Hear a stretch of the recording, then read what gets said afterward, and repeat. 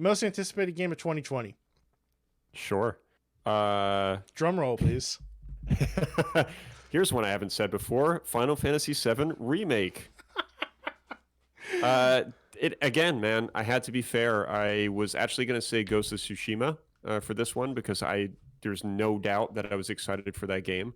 But when I thought about it carefully, I was like, what was I more excited for? Mm. And it was absolutely FF7, and it's just because I cherished the first game just like many others across the globe, and this game has been in development for 44 years. Oof.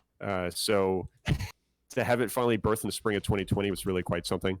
Like I said, in the same breath, Ghost of Tsushima was marketed very well. I mean, the first gameplay trailer was outstanding. The last one, shortly before release, was really the yada breaking for a lot of folks. Yeah. But to get close to living out our sort of internal fantasies of playing FF7 Remake were just too powerful to ignore. So I had to give the willy to FF7 once again. Nice. What about you? I had a honorable mention for Doom Eternal.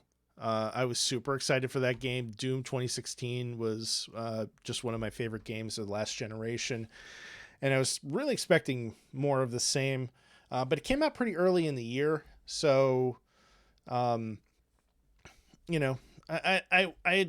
think that anticipation kind of came and went pretty quickly. I got to give it to Cyberpunk 2020. 2077. That one just went right over my head. I was like, what? 2020? Yep, got it. I think I might have said that before too.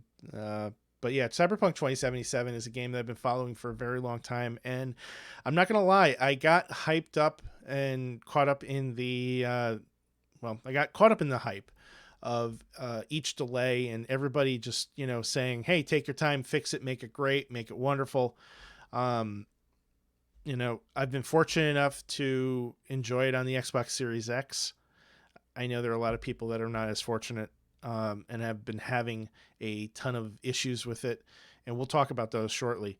But I was really looking forward to this game. I was super excited when it finally came out. I was totally on board with all the delays. I did not mind waiting for them.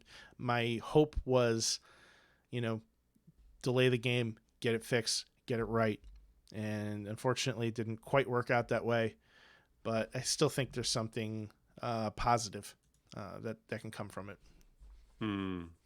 Well, I don't blame you, man. I mean, that game was highly anticipated. Yeah. I mean, it's been in production for, 8 years at this point? 7 years, something like that. I think they announced it in 2013. Crazy. So, it's a long time to get people hyped. And they did a really good job with, releasing videos and updates. If you go on YouTube, look up Night City Wire. There's a ton of stuff. I could see Saikoro chomping at the bit to tell me all kinds of spoilers right now. So he's like, he must be twitching and getting like meat sweats or something. Meat sweats. I'm just busting you, man. I'm just fucking with you. But seriously though, man, it's they had their crowd in the palm of their hands, and I was one of them.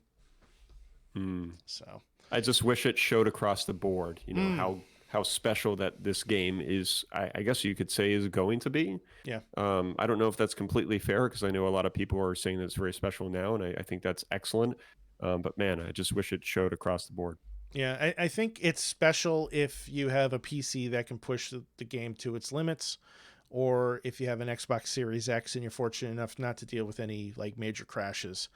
I've had a couple crashes where it's actually booted me out to the desktop on the Xbox, but it hasn't been as bad as people on the PS4 or the PS5. The PS5, when it crashes, you have to rebuild the entire database